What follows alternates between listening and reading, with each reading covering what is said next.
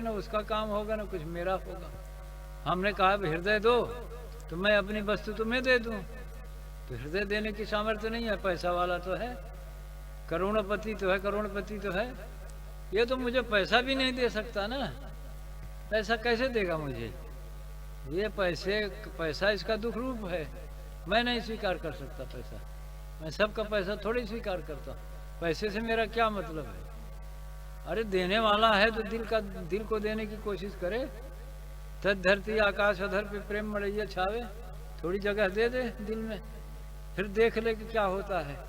तो दिल देने की सामर्थ्य तो है ही नहीं है। हृदय में महबूब है हरदम का प्याला।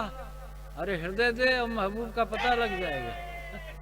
जब हृदय को नहीं दे सकता तो महबूब का पता नहीं लगेगा। वो सबके लिए वही बात है। मुझे हृदय दे और फिर महबूब का पता लग जाएगा। अब अगर है कोई पैसे वाला तो दे के दिखा दे। पैसे से हृदय को खरीदा जा सकता है? नहीं खरीदा जा सकता। पैसे से कोई प्रेम को उपलब्ध नहीं कर सकता। ये बेवकूफ़ी की बात करने वाला कोई सीमा है? पैसे से कुछ भी मिल सकता है तो, लेकिन प्रेम तो नहीं मिल सकता। हृदय को नहीं खरीदा जा सकता। अब जब हृदय को प्राप्त नहीं किया जा सकता प्रेम को, तो दुख का अंत भी नहीं होगा फिर। इसलिए पैसे वालों के दुख का कोई अंत नहीं है, क्योंकि उनकी भोग वृत्ति बहुत प्रबल होती है। पैसे वालों की भोग वासना बहुत प्रबल होती है। 1 लाख करोड़ या अरब खरब कहीं अंत है? उनका अभाव बढ़ता जाता सुरसा की मोह की तरह।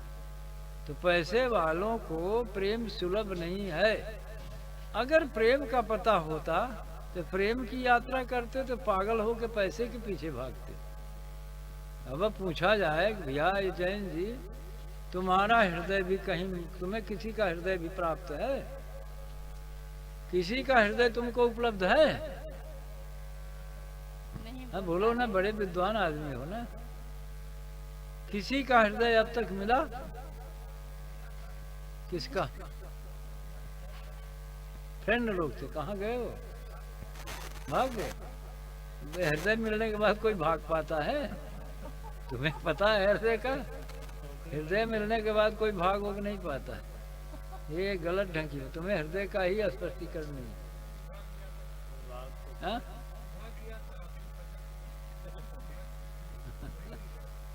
हाँ, इन लोगों का हृदय भी ऐसे है ना। इन लोगों का वही हृदय है ना कि हाँ कोई आ गया झांसे में तो हृदय हो गया। तो पैसा साधन तब है जब वो प्रेम के विकास में, हृदय के विकास में काम करे। तो हृदय के विकास के लिए काम करता ही कहाँ पैसे से लोग। वे तो अपनी वासना की पूर्ति में पैसे का उपयोग करते हैं। तो जो वासना की पूर्ति में लगाएगा तो वो तो भोग का संस्कार उसका दृढ़ होगा, अर्थात दुख का की यात्रा होगी। जो पैसे को भोग के साधन के तौर पर इस्तेमाल करेगा उसके भोग के संस्कार दृढ़ होंगे, अर्थात दुख की वृत्ति का संस्कार ही दृढ़ होगा। ये क्लेश मूलक कर्म होगा, ये पैसा साधन रूप नहीं हुआ। अब जैसे एक चौपाई दोहा हमने कहा था कबीर साहब का कि साईं इतना दीजिए जामे कुटुंब समाए, मैं भी भूखा न रहूं साधुन भूखा चाहे। अगर हम इस प्रक्रिया में आए, संस्कार के हिसाब से काम करें, पैसा अपने चित्त शुद्धि के लिए हो और सत्संग के लिए हो, साधन रूप का माने अपने चित्त की शुद्धि के लिए पैसे का उपयोग किया जा सकता है। कैसे कैसे किया जा सकता है? महाराज जी, मैंने एक बार एक साधु को 100 रुपया दिया था। उन्होंने बोला कि बेटिया वो गुवाहाटी कामाख्या शायद आया था, तो मुझे बोला बेटिया मुझे खाना खाना है, 100 रुपया दो। तो मैंने दे दिया, क्योंकि जब से आपने बोला कि साधु लोग को देना चाहिए तो मैंने दे दिया। फिर दूसरा आदमी ने मुझे बोला कि आपने क्यों दिया, वो तो गलत आदमी था ऐसे। मैंने बोला नहीं, मुझे मन क्या इससे दे दिया। तो वो एक साधन रूप हो गया। नहीं नहीं, हमने साधु को कहा था। हाँ, साधु को ही दिया। साधु कोई ऐसे भीख थोड़ी मांगते हैं। तो मुझे बोला बिटिया मुझे भात भूख लगी है 100 रुपया दे भूख दो। लगी है, तुम्हें भोजन करा देना था, भी पैसा नहीं देना चाहिए। किसी अज्ञात आदमी को पैसा नहीं देना चाहिए, तो वो नहीं तो खुद भी पाप का भागीदार होना पड़ता। तो वो पूरा साधु का ड्रेस पहना था ना, भेष पहनने से क्या होता है? तो मैं मना नहीं कर पाई तो। हाँ, तो तुम्हारी बेवकूफी है ना, बिना जान का सत्पात्र के दान देना वर्जित है। भूखा है तो भोजन कराया जा सकता है, वो भी अगर गलत काम करने जा रहे हैं तो भोजन भी नहीं देना चाहिए। वो ये मुझे पता नहीं था, तो उसने बोला कि मुझे वहाँ पे मंदिर में। अरे छोड़ो, तुम अपनी व्यक्तिगत बात क्यों उठा रही? तो जो पैसे का उपयोग भोग वृत्ति को पोषण के लिए कर रहा है, वो तो दुख का साधन बना रहा है। जितना पैसा होगा उतनी भोग वासना प्रबल होगी। पैसे दे के लोग वेश्याओं के पास जाते हैं, ये वेश्या ठीक नहीं है, उस वेश्या के पास जाएंगे, उस वेश्या के पास जाएंगे, ये शराब ठीक नहीं है, वैसी शराब चाहिए। सुरा सुंदरी के चक्कर में पैसे वाले पड़े रहते हैं। क्या करते हैं? पैसे वाले समाधि की यात्रा करते हैं, अंतर आनंद की यात्रा करते हैं। बताओ भाई, पैसे वाले क्या करते हैं? पैसे वालों की वृत्ति देखो कि वो क्या प्राप्त करना चाहते हैं संसार में। क्या वे गरीब की, अनाथों की सेवा करते हैं, या ऐसा कुछ करते हैं जिससे उन्हें आनंद की उपलब्धता हो, समाधि की प्राप्ति हो?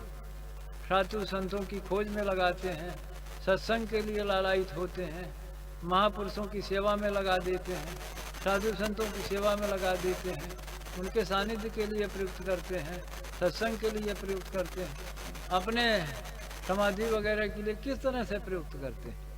वो क्या करते हैं? ज़्यादा पैसे वाले क्या करते हैं?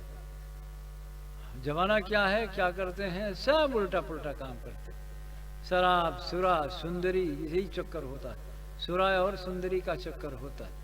माने वे गलत वृत्तियों में गलत संस्कारों को क्रिएट करते हैं, जो कि उनके घोर दुख का कारण है। अब इसमें कहाँ दुख की निवृत्ति हो रही?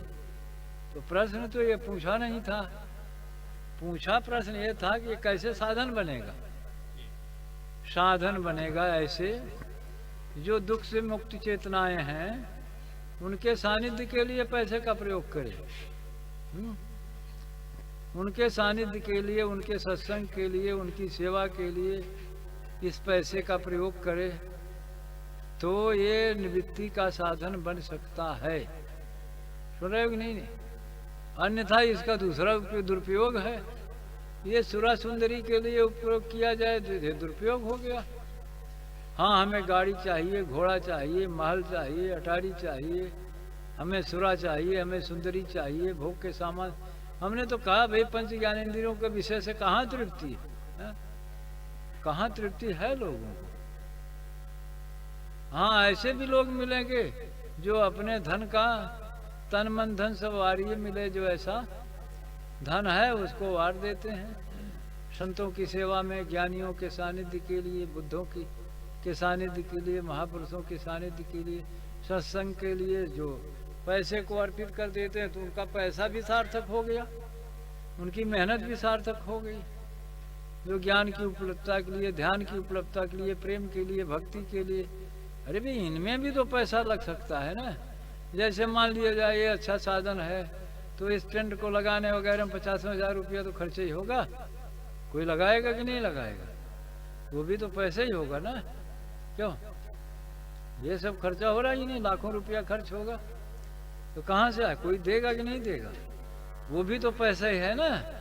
जो देगा उसका क्या होगा? उसका संस्कार भोग का थोड़ा ही होगा।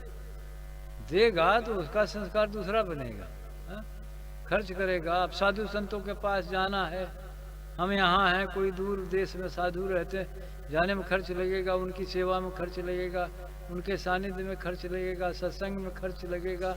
ये भी तो चीज़ है ना, ये सब चीज़ है। कोई अनाथ बच्चे हैं, लोग हैं, पुरुष हैं, स्त्रियां हैं, गरीब हैं, इनकी सेवा में भी तो पैसा लगता है, किसी जीव के उद्धार के लिए, आगे बढ़ाने के लिए। तो अब इसमें सब चीज़ें भोग के साधन में नहीं है। तो कुछ चीज़ें ऐसे हैं जिससे चित्त शुद्धि होती है, संस्कार बढ़िया बनता है। और ख़ास करके अगर साधु संतों की सेवा में इसको लगा दिया जाए, तो हमने भेष को थोड़ा ही कहा है। जो जागृत चेतनाएं हैं, जो दुख से मुक्त चेतनाएं हैं, जो साधन भूमिका के लोग हैं, उनकी सेवा करने को कह रहे हैं। सबकी सेवा में भी गड़बड़ी है। गलत आदमी की सेवा नहीं करनी चाहिए, गलत आदमी से तो दूर रहना चाहिए। खल परिहरी स्वान की नाई, कुत्ते को दूर से ही भोजन देना चाहिए, कुत्ते को गले नहीं लगाना चाहिए, है?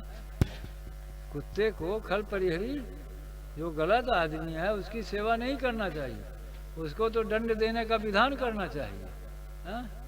तो अब पैसे का उपयोग बहुत बड़ा है? जैसे कर्मानुसार प्रारब्धानुसार मुझे गृहस्थी के संस्कार में जाना पड़ा, लड़के बच्चे हैं तो उनकी भी तो देख रेख करना हमारा कर्तव्य कर्म है, तो उनकी देख रेख के लिए पैसा नहीं चाहिए? चाहिए। वो मोह ममता को बांध के खत्म करके वो तो सेवा तो उनका कर्म है, प्रारब्ध, उनकी परवरिश करना, जो प्रारब्ध है उसे पूरा करना, वहाँ भी पैसे की आवश्यकता पड़ सकती है। ये भी तो जरूरत है ना। साधु संत आ गए, उनकी भी सेवा में लग सकता है, सत्संग में जाना है उसमें भी लग सकता है, अच्छे शास्त्रों का अध्ययन करना है, अच्छे जगहों पर जाना है, तो पैसे का तो बहुत उपयोग है। अगर आप पैसे का उपयोग किया जाए अच्छे अच्छे महापुरुषों का, ये भी एक उपयोग